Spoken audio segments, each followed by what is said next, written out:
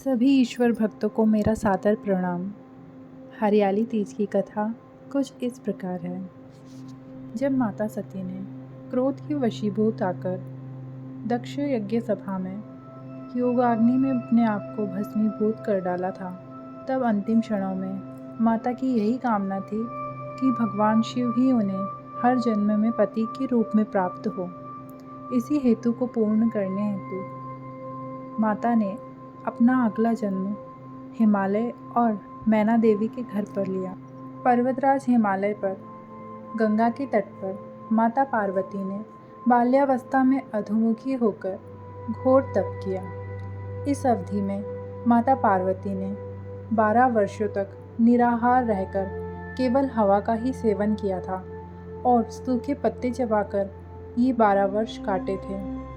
माघ की शीतलता में माता ने निरंतर जल में प्रवेश कर तप किया।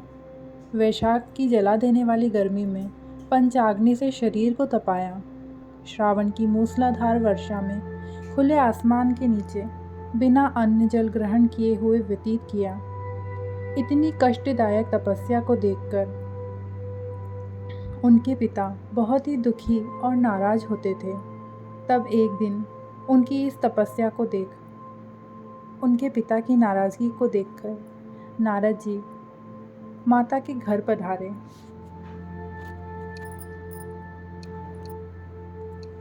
जब नारद जी हिमालय के घर पधारे, तब हिमालय राज ने नारद जी से कहा, हे भगवान, आपका यहाँ आना कैसे हुआ?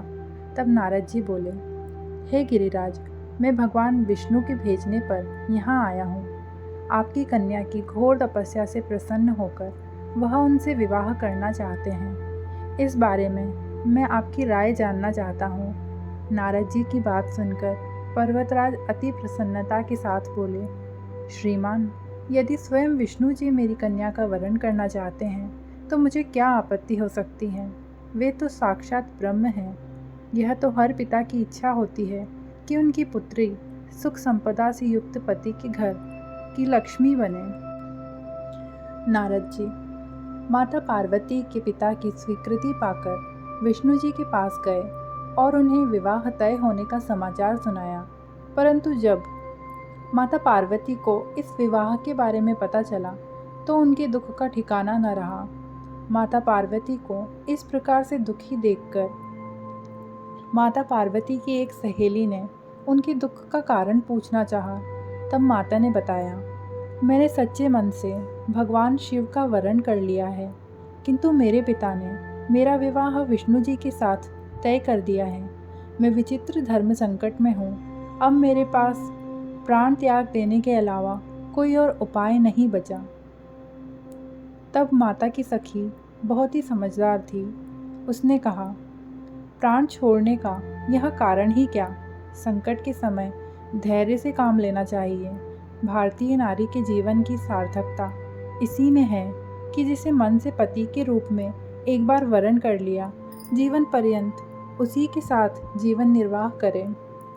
सच्ची आस्था और एक निष्ठा के समक्ष तो भगवान भी असहाय हैं।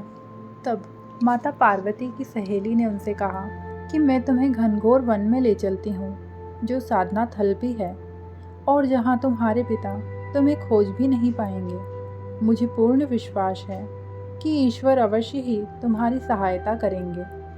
और माता पार्वती ने ऐसा ही किया। उनके पिता उन्हें घर में न पाकर बड़े चिंतित और दुखी हुए। वह सोचने लगे कि मैंने तो विष्णु जी से अपनी पुत्री का विवाह तय कर दिया है। यदि भगवान विष्णु बारात लेकर आ गए और कन्या घर पर नहीं मिली तो बहुत अपमान होगा।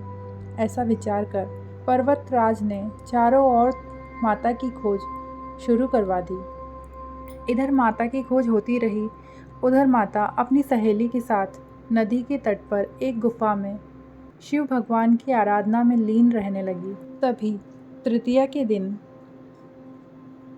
माता ने रेत के शिवलिंग का निर्माण किया।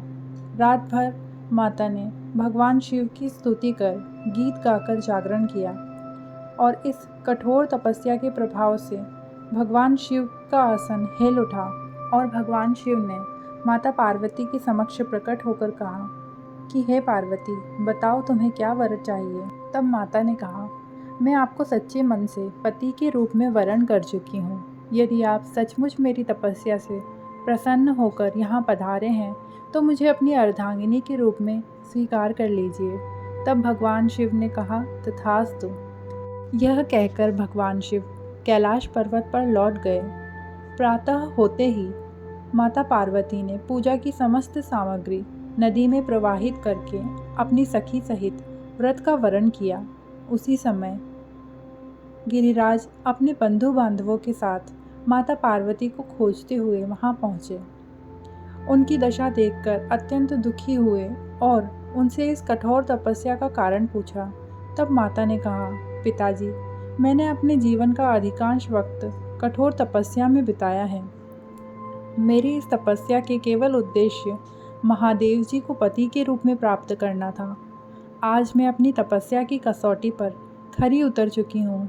क्योंकि आप मेरा विवाह विष्णु जी के साथ करके निश्चय कर चुके हैं, इसलिए मैं अपने आराध्य की तलाश में घर से चली गई।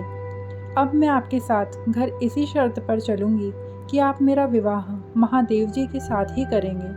पर्वतराज जी ने माता की इच्छा को स्वीकार किया और माता घर वापस चली गई। कुछ समय के बाद पूरे विधि विधान के साथ माता पार्वती और भगवान शिव का विवाह किया गया।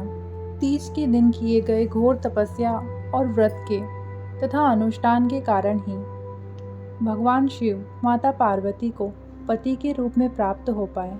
इस व्रत का महत्व यह है कि इस व्रत को पूर्ण श्रद्धा से करने वाले प्रत्येक मनुष्य को भगवान मनवांछित फल प्रदान करते हैं। भगवान शिव ने माता पार्वती से कहा है कि इस व्रत को जो भी स्त्री पूर्ण श्रद्धा से करेगी उसे माता पार्वती की तरह ही अचल सुहाग प्राप्त होगा। इस कथा का श्रवण करने वाले प्रत्येक मनुष्य पर भगवान शिव और माता पार्वती की कृपा भरपूर बरसती है। जो भी सुनता है और सुनाता है उसका कल्याण होता है। इसी तरह की और अन्य भक्ति भावपूर्वक कहानियों के लिए आप मेरे चैनल को ज़रूर सब्सक्राइब कीजिए।